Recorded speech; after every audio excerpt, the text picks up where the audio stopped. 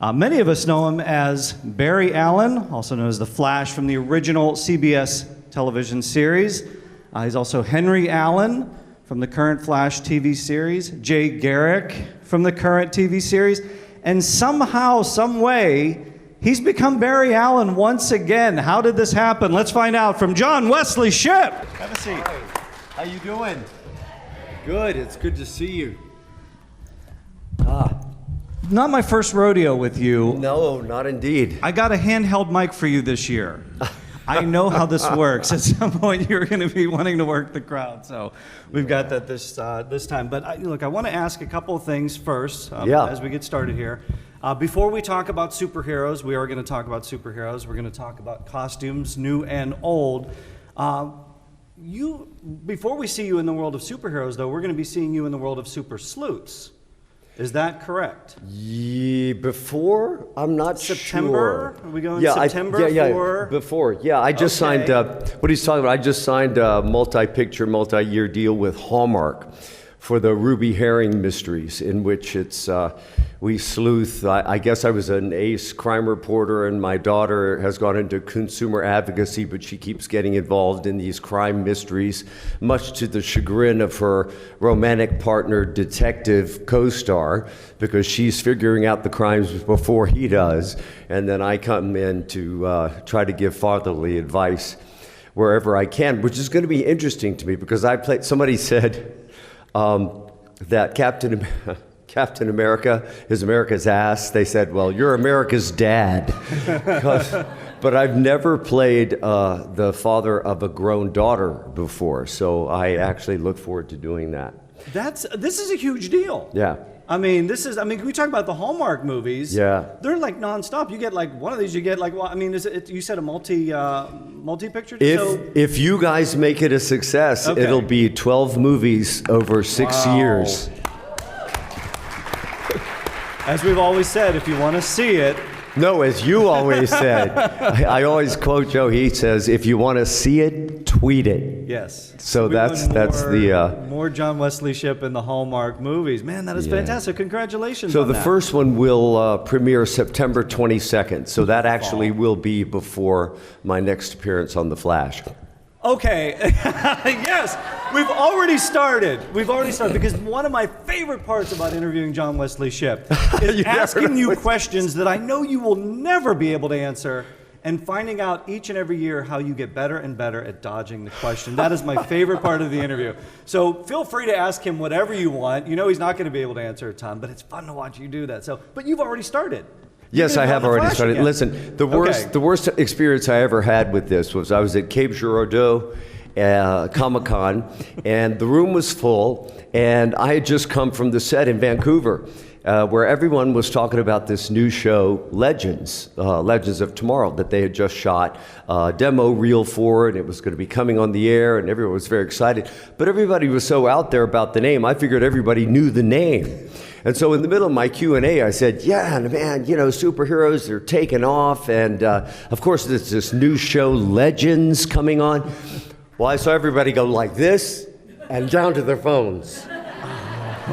And then before you know it, Suzanne Gomez at Publicity, CW, she's like, John, we haven't announced the name of the show yet. Could you cool it at your Q&As? I was like, oh my God, I'm so sorry. But I'll try not to do that today. You've gotten so good at this. I've tried 6 ways to Sunday to get you to spill things, and it's brilliant to watch you just sort of answer the questions without answering the question. So we think you've answered the question, but you really haven't answered the question. So, okay, let's talk a little bit about superheroes. When we first met at Terrificon back in 2015, we were talking about Henry Allen, amazing character. I mean, still to this day, I don't think I've ever watched a Henry Allen scene without just bawling like a baby. Well, me and Grant too. Yeah. It's so funny when I saw when we had done the pilot. I hadn't seen the pilot, and we met at the upfronts in New York where they announced the shows. And I saw, here comes Grant, and he says, "Man, have you seen our first prison scene?" And I said, "No, I haven't seen the pilot. Did it go okay?" He said, "Man, I was sitting there going, it's so not cool to cry at your own scene." Well, when we talked, we had sort of referenced the costume, and it was like, and you had mentioned at the time, back in 2015, I ain't putting on that suit. Then cut to the next time we met at 2016, you did put on a suit again, and so we talked about how different it was as Jay Garrick. You had talked about the comfort level. You put on the suit again in 2018. Did you know, in season 2, we saw like a little, Barry was going through the Speed Force, and we saw a little flash, no pun intended, of John Wesley Shipp from 1990. And I figured that would be it. I thought, homage to the character, that's great. Yeah. But nobody said to you at that time, just hang tight, we're going to get you back in the suit again. Oh, God, no. Okay, what would you have said in season 2 if they said, hang tight, we're going to get you back? Oh, hell no. No, I have to tell you, it was, in 1990, it was a very different way of shooting the shows for television. We didn't have the ability to do CGI. Is that you, Kevin?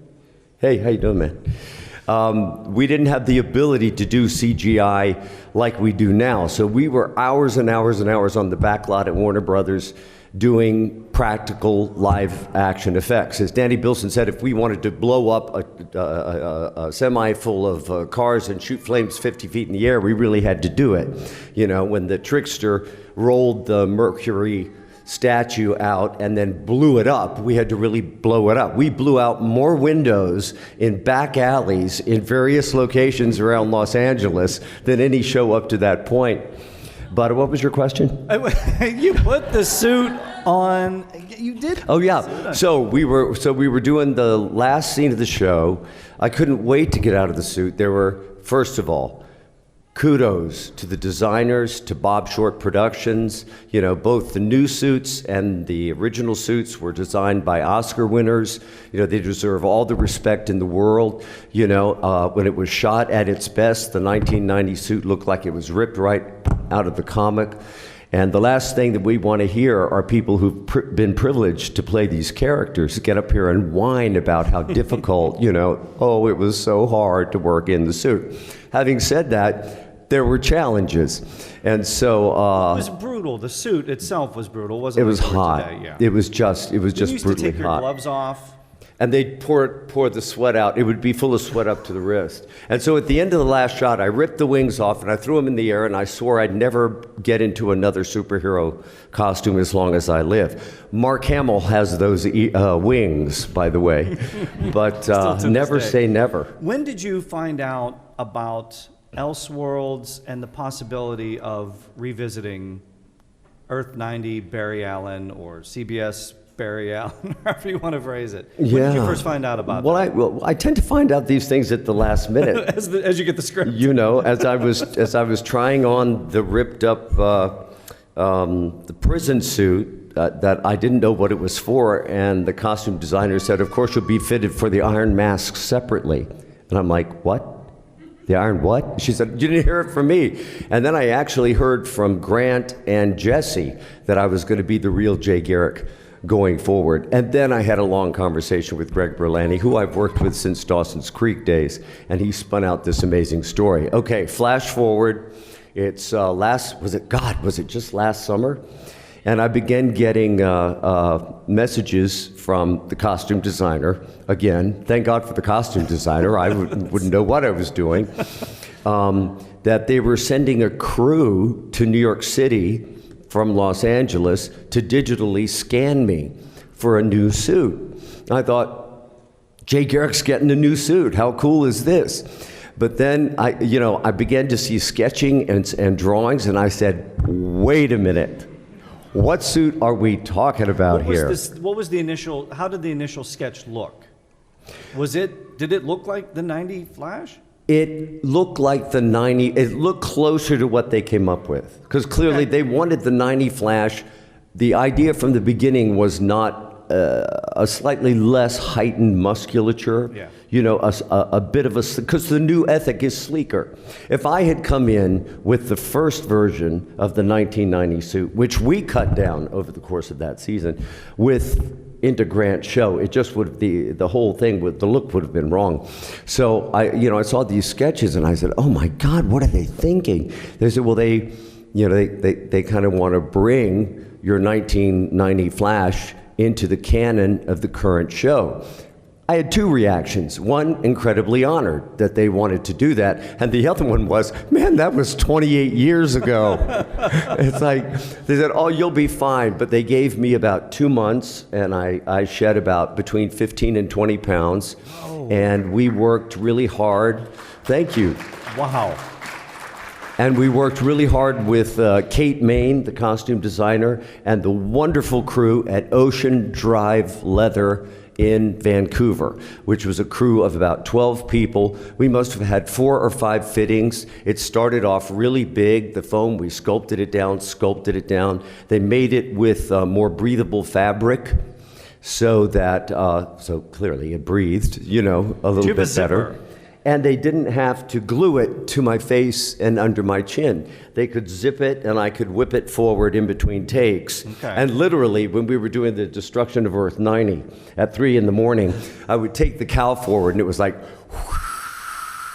all this steam would come out of the head. Okay. So it was a lot more functional. Could you get in and out of it easier if need be? No, because it was one piece. So it's still a little... See, the first suit was 2 pieces. And I would pull it on this way and that way, and then the belt hit the seam. Okay. The new suit was 1 piece, but the good news was that I could unzip it and flip the cowl forward. Okay. Yeah. But still no drinking a lot of water before you have to film, though, right? No. You don't want to drink a whole lot of water before you film, right? How did they? Okay, I think one thing we all kind of wonder is it says Earth 90. Right. And they call you Barry Allen. Right. Are you Barry Allen from the CBS TV series that we know and love? The first thing I wanted to know was, has time passed? Are you guys are we going to try to convince the audience that this is Barry Allen 28 years ago? Okay. Because that ain't never going to happen. They said, oh, no, 20, what was it at that point? It was 27 years had passed since I had been in the suit. Okay. They said, no, those 27 years have passed, life has gone on. But it is that Barry Allen. It is, and that's why they called it Earth 90. He had the dog, and he had the whole thing, and everything we know. So that all exists, all those episodes now exist here. In the canon, in the CW canon. And you're allowed to tell us that. Yeah. Oh, yes. Yeah, I am. I'm totally, because they've said it. I mean, I read it. Yeah. Well, I mean, when they told you that, I mean, it had to be mind-blowing. I mean, I think for all of us, when we first saw those images... It was more like terrifying. Yeah. Terrifying from the sense of a physical aspect, or how to get back... Because you guys do so many different characters, different versions of characters, different Earth versions of characters. Even from an acting perspective, were you trying to figure out how do I get back into that Barry? Because you played Henry at that point, you played Jay Garrick, completely different than anything. I'll tell you, the best compliment that I got, the executive producers were doing a Q&A about the Elseworlds Crossover. And both Todd Helbing and Mark Guggenheim commented how one of their favorite moments was the reappearance of Earth 90. And Mark had said it was almost like he was channeling his movements and his voice. Like when I turned to Diggle, I said, hey, John, where's your ring? Things must be different here. Suddenly he said it was like you were channeling the Barry. And a lot of that, and a lot has been written about acting, about how a lot of acting comes from, particularly in period pieces, your costume can help build your character. Well, as soon as I'm back in that suit, it's sort of like transporting that many years ago, and then I walk on the set, and bless Grant's heart, he said, this is the coolest thing we've ever done, And he was, the only thing that pissed him off was he was in the aero suit. So I got all my pictures in my flash suit with Steven. Do you know that somebody actually showed up at a photo op as the Stephen Amell version of Flash with the beard? So I have pictures of that. It's a whole new cosplay area. But everyone was so excited about it. The fact that something that had one back-breaking season, 28 years ago still had such resonance. I've been involved in 2 different mediums that remind me of each other in this way. Daytime TV audiences, when daytime was a thriving medium and we were getting primetime numbers, they knew the history, the canon, the families, the heritage, the characters better than you did. And I step into the comic book world, and I realize that there are people sitting here who know more about the Flash than I do, you know, and it's really moving to know that something that was, you know, it'll be the 30th anniversary of what they call the OG Flash next year, and it blows my mind, and it really humbles me that there's still much as affection. And from young people, the young people who come up and will name specifics from what they call the OG Flash, that they remember all these years later. Yeah, it's really clear to me that this Flash was 50 years old when I got to it, you know, in the comics. I tell you one thing, it just blew my mind. Joe Staton just came up to me with a drawing he had before, and of course he's one of the great comic book, you know, icons of all time. And if it weren't for the Joe Stantons and those people, there would be no John Wesley Shipp, Grant Gustin, Ezra Millers, you know. But yeah, to be part of something that has such a rich history and where people hold these shows in their affection for so long, it's really a moving experience. Because, you know, you guys were here before we got here, and you'll be here after Ezra, Grant, and I are long gone, you know. And it's like we get to ride this wave with you for this little while, and it's special. Something tells me they'll still have 75-year-old John Wesley Shipp suiting up somehow. No, please. I can't. No, but you'll say yes. No, Granddaddy Flash. No. You would say yes, though. You'd have to say I could still get away with Flash Daddy. Flash Daddy still felt a little sexy. Granddaddy Flash. Granddaddy. We'll see how it plays out. I'm shocked I've kept you in the seat for this long. Do you want to get some audience questions? Yeah, absolutely. You going to take some audience questions? We got a handheld here for you. Thank you. I'm coming down there because I just feel like there's, you know, I feel like I'm so far away from you guys. Go to your people. Yeah. Have that. So what's up? Hey. What's your favorite scene from the OG Flash and the CW Flash?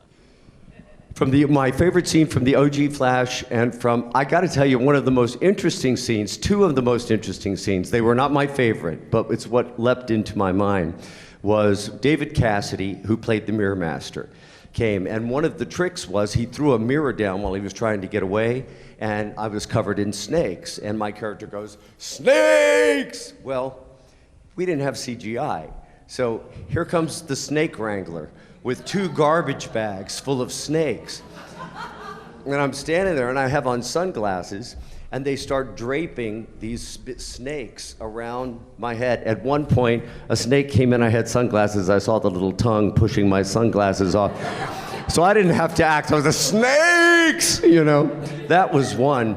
Another one, the ceiling was taller than this, and this was with Mark Hamill as the trickster, where they handcuffed my hands behind my back, and they handcuffed my ankles together, and they lifted me on a crank. I would lay down, and they cranked me up upside down up to the ceiling, and then they put me over this huge plexiglass glass tank of water and lowered me down up to my ankles. So I'm underwater, you know, unconscious, and I wake up, and then I start vibrating, and then that causes the chain to release. Then they put Dane Farwell. Always remember that name. He was my stuntman.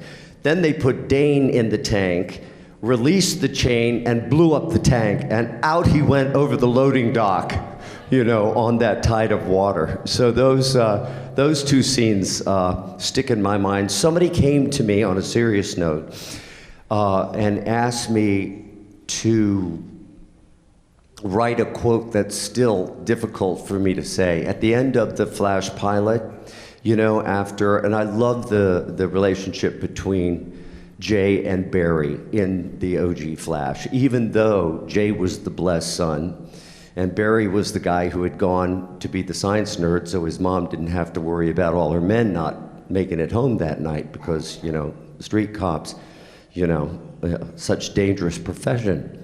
And so I'm sitting there, and Jay's been killed, and I'm the very final scene of the pilot, and I'm sitting there with his son, and I have Jay's track medal.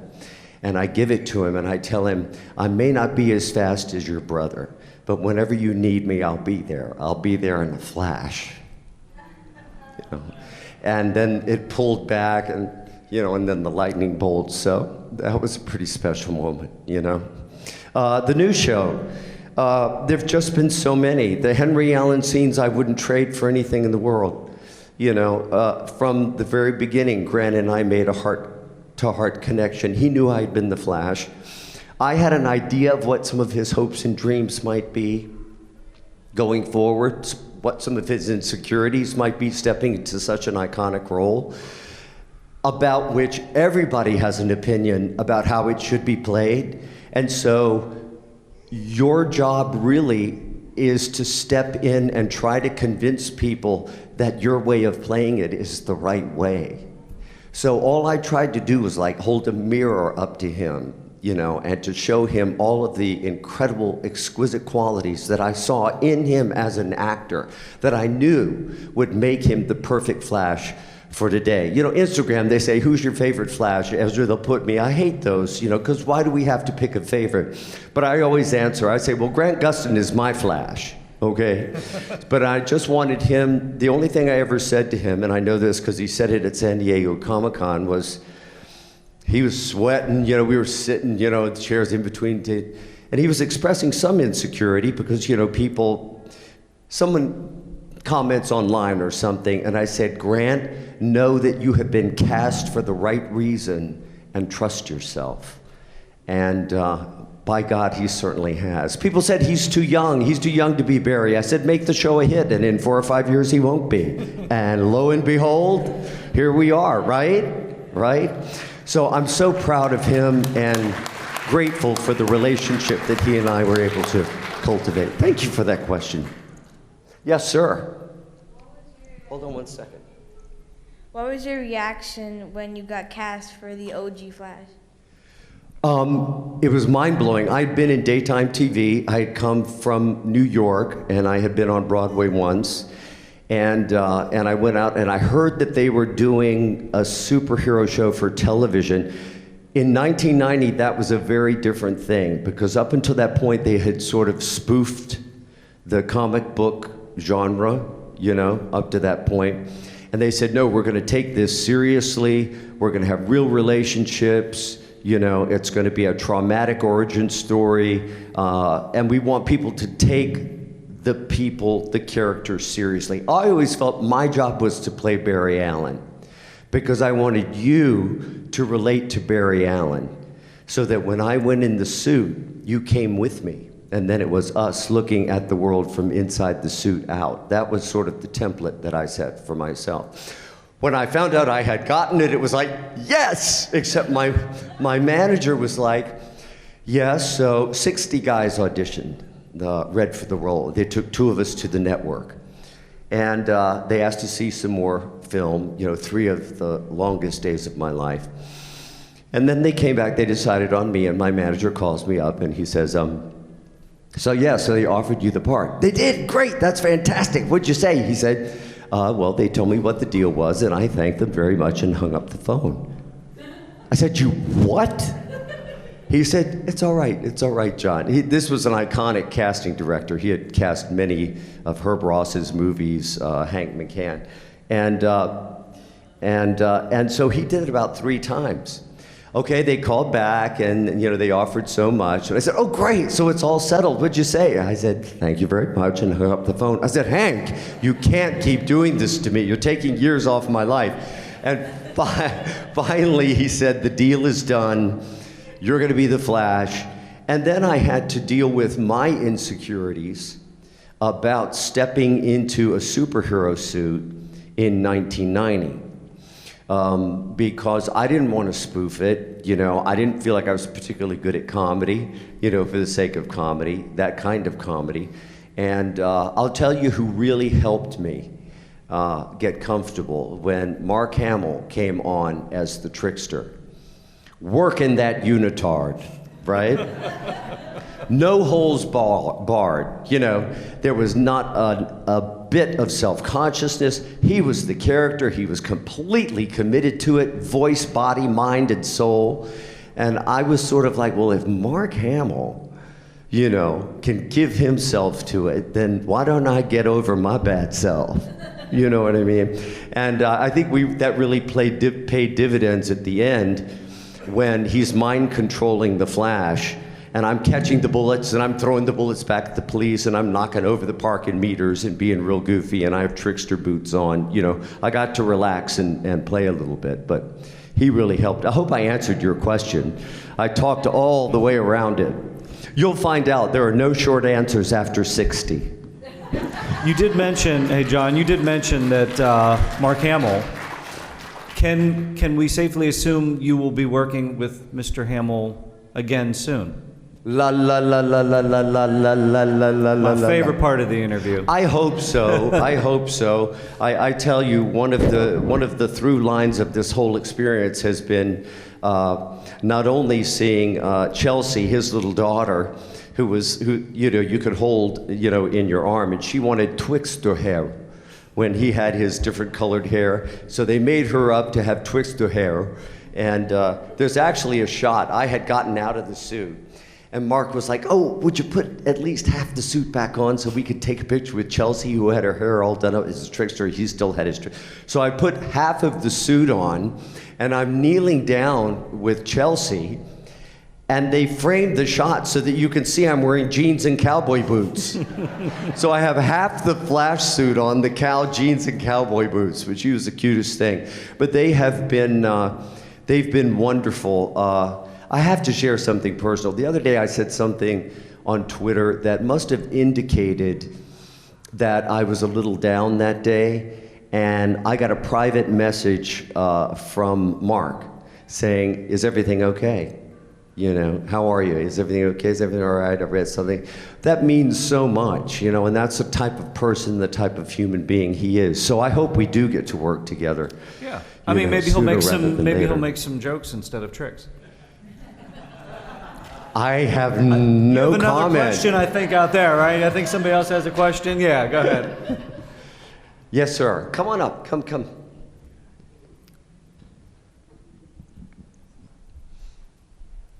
Was it hard transitioning from Barry's father and also like being a prisoner to Jay Garrick? It was, actually. Are you an actor? Yeah, well, that's an actor question, because we talked about that, because, you know, Henry was the soft shoulder for Barry to lay his head on, you know.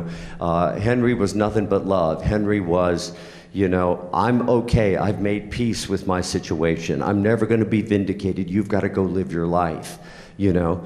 And then Jay Garrick comes out of the helmet. Yeah, I look like your dad. Sorry about that, you know.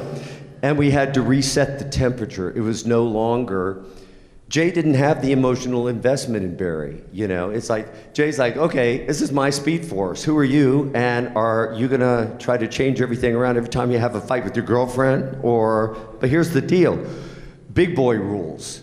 What kind of superhero are you gonna be? And it was hard for Grant and I at the beginning. When we were running those lines, at one point, he just put his head down and started laughing.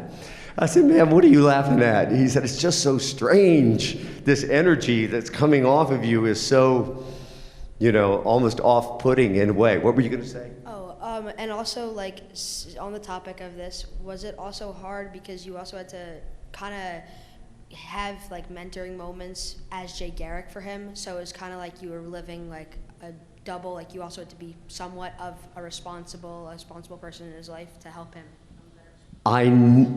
Good question. I knew that I had to honor the Jay-Barry relationship that was special to comic book readers, what I alluded to before, who were fans of the comic before I ever got there. I also knew I couldn't come out and be Henry Allen. I remember the first scene when I came out of the Iron Mask and I had the scruff, and the line was written, I looked around, everybody's looking at me so funny, and I say, is something wrong? And we were talking about it, and I said, that sounds kind of like something Henry would say. How do we set it from the beginning so that we know we're dealing with a different person? And so I don't know if you remember, but I come out, I'm looking around, everybody's looking at me like I have two heads, and I go, what? Remember that? And of course, Barry's looking at me like, he's seen a ghost. But I felt like we had to start that way. We had to start in the coffee shop. Yeah, I look like your dad. Sorry about that, but here, it'll never go back the same way. When you break something, you've broken it.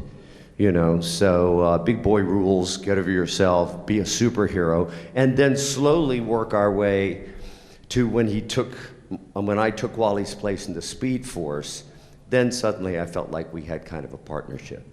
And also, when you, sorry, when you were in a mix between trying, at the beginning, when you had to be more serious with him, and then as you went on, you had to kind of lighten up on him and show him that some of his mistakes were for the better, and some of them impacted the whole universe and everybody else's lives.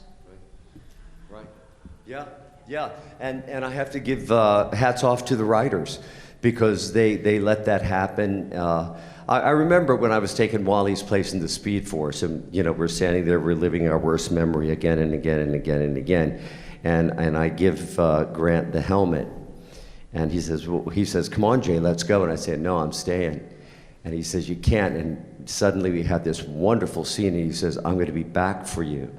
And the last take, I felt this different energy coming off of Grant, and I asked him, I said, man, what were you thinking about in that last take? And it's the one they used, and you'll see it if you watch the scene. What is it called? Into the Speed Force? Or The Present, I can't remember which it was, but it's the one where I take Wally's place. And he says, well, I'm coming back for you. And at one point, I put my hand on his heart like that. And I said, what were you using? He said, something about the way you were saying your lines made me remember that you look just like my dad. And so that started being channeled. Listen to the way he delivers those lines at the end of that scene. And that was the beginning of being able to, a bit of a partnership, which came to fruition in Enter Flash Time. When we were undoing the nuclear bomb in Flash Time, and all the speedsters were there, and I felt like a part of the team then. Thanks, thank you for those questions. Have they given you some comic book preps at all going into Crisis? Why are you down here? I know, it's because I get the mic up here. Have they given you some comic books to read for Crisis? Have they given me comic books to read for Crisis? I don't know, would you imagine that they would have given me some comic books to read for Crisis? I would think that they would. No, would you have given me some comic books? I probably would have, but I'm just curious if there's anything that, as an actor, that you see, because sometimes you'll see panels, sometimes you'll see ways you stand and different things, or actors, or maybe there's a line or something. So I didn't know if there's anything that you've kind of been digging into the comics for preps that you kind of. It's a very interesting question, that, because people say, did you know about the comics? And I really didn't in 1990. And I took everything that I needed for my Barry Allen from Danny Bilson and Paul DeMeo's wonderful script. And I felt like getting to the human element of Barry was my job. When I became Jay, that's when I had to go, okay, who is this guy? And then I had to do my research. And there was this one moment. It's so funny, the things that J.C. Alvarez, sitting right there, he had talked about how Jay would go like this, tip his helmet every now and then. And when I came out, and I'm like that, and of course we have that wonderful line, flash, flash. Well, of course, actors, our first answer to anything is no. No, I don't want to do that. No, I don't want to do that. No. So I get on the set, and he's like, flash, and I go, flash, and of course, that's the video that they keep showing again and again and again. That tip of the hat. But yeah, Crisis remains to be seen. Okay, just curious. Yes. Come on.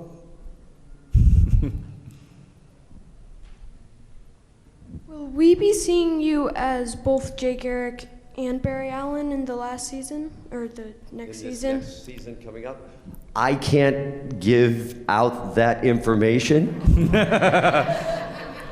I can tell you this, that the discussions I've had, and not just about me, but about everything, and from everything that I've read, you know, I mean, they have so many fantastic ideas that I am so excited as an audience member to find out what they eventually put on the screen, you know. And I can tell you, I've just come back from shooting the second episode of the new season, and they're already laying it in, man, so we're gonna hit the ground running. So get ready for the season premiere of season 6. You will not be disappointed. I told you he would answer the question without answering the question. You're very good. You're very Is there good. somebody in the back that I'm not seeing? Hey, what's up? Well, oh, okay. If you don't mind. Well, basically, with how you'd gotten so used to playing Barry Allen in the OG Flash, how did it feel, or like, what was your reaction when you realized you were basically playing your own father in the new one? I know, it was weird. It even gets more complicated than that because, you know, I was Professor Zoom in Batman the Brave and the Bold. So I've been myself, my own worst enemy, my father, my mentor, and now a new version of myself. It's sort of like my mother, my father, my sister, my brother, you know, that old thing. I'll tell you one thing it's given me a very rare opportunity to look at this universe from a lot of different perspectives. And I feel very blessed as an actor to be in that position because, you know, not a lot of actors get to look at a world from so many different sides. You know what I mean? Yeah, like you were actually living in one of the multiverses. Yeah. Yep. Yep. How would you have done? I wouldn't have. Yeah. It's just fun. You know, you just get to play as an actor. You get to play and do so many different kinds of parts. How are you? Good. Good, good, good. Is there anybody back here who has a question? Yes, sir. Say, I heard that the actors, there was going to be more actors in the show, that they were going to show up in Crisis. Is that true? Or? They keep announcing. I mean, they've announced so many. They've announced Burt Ward. They've announced Kevin Conroy. They've announced, I mean, you know, the list goes on and on and on. And probably everybody already knows, the crossovers are usually 3 episodes long. This crossover will be 5 episodes long. It will be 5 hours of crossover, and it will span the mid-season break. So, get ready. They plan to knock your socks off. Is it going to go through all the shows, like DC Legends, Arrow? I don't know. Yes, yeah. They're bringing, in fact, they just announced another person who was going to be Black Lightning, who is going to be included as well. So they keep adding. I can't wait to see how they do it. Okay, he's opened the door with that question, so I got to ask you. I mean, we've got Brandon Routh. We know that. Mr. Shipp right in the middle. We've got Brandon Routh. I think we've got Kevin Conroy. I think that one's official. So we know we can't talk about the things, the individuals that haven't been announced yet. I think we've got Burt Ward is coming back. They've announced that as Rob, maybe Robin. We don't know. As John Wesley Shipp, actor, who would you want to have in the crossover? If you could bring back any superhero, anything from any era, who would be on your wish list? You mean for me to play or for me to see? For you to play a scene with. Who would you like to see? What character would you like to see brought in? What actor would you like to see come in and be announced? There are just so many. You know, there's so many. And you have a favorite? And I don't want to limit the writer's imagination by picking one. I'm just looking forward to seeing David Hasselhoff as Knight Rider. Why not? Yeah. Why not? Everything's crazy enough. I mean, they brought Robin back, right? So it's so crazy to me that I'm going to be in Brandon Roth's the same sandbox as his Superman. I think that would be wild. It's so crazy. And when Kevin Conroy, I've known for 35 years, ever since we were starving actors in New York City. So it's really going to be something to see how they bring it all about. It's amazing to talk to you folks about this because you're shooting so far ahead of time. But when I chatted with Brandon Routh last year, before any of this stuff even happened, and I asked him if he could conceivably be with Tyler Hoechlin, and he's, well, yeah, as Ray Palmer, I could do that, or I could be a Superman from another Earth. And I said, would you put on the cape again? Would you sit up? He's like, oh yeah, I love the character. I would. This is before any of this happened. Then all of a sudden, you cut to a year later, and he's at San Diego Comic Con revealing the yes. It was amazing. So. Well, let's just say one thing. He's a lot younger than I am. So I'm sure he greeted the idea of doing it with a degree of more enthusiasm than I did at the beginning. They keep making me spend hours at the gym. It's like, when is enough enough? You know? Retire, right? Any more questions? Yep, right up. Can you start over? From the time you started till now, do you sit down with your family and watch yourself and make comments about what you've done and what you're doing, and if you did something you should have done differently? And I can almost not watch myself, particularly if it's a long time ago, because I see young actor mistakes. If there's one thing I could say to a young actor, wherever he went, is do less. Exactly what we were doing up there is what acting is. It's an exchange of impulses, and it's so much simpler than we think it is, you know. And like, I'll never forget, I did this one project. It was kind of a ripoff of Lethal Weapon. It was going to be a series, and we shot it in San Francisco. And man, we thought we were so cool, you know. We were doing our business, and we were having our little cute tricks, and we were doing the. And then they cut it together, and I asked someone who saw it. I said, "Well, how is it? How is it?" It was like an hour and a half pilot. He said, "Well, it's the best 12-hour pilot I've ever seen." I was like, "Oh no, it's not that bad." It was awful, you know. It was just awful. But my family's really, really supportive. Like when I did the scene for which I won my first Emmy for daytime opposite Julianne Moore and Steven Weber on As the World Turns in the 80s, I started as a really good guy and went all the way out to crazy. It was beautifully written. And my family cut that story together as a mini-series.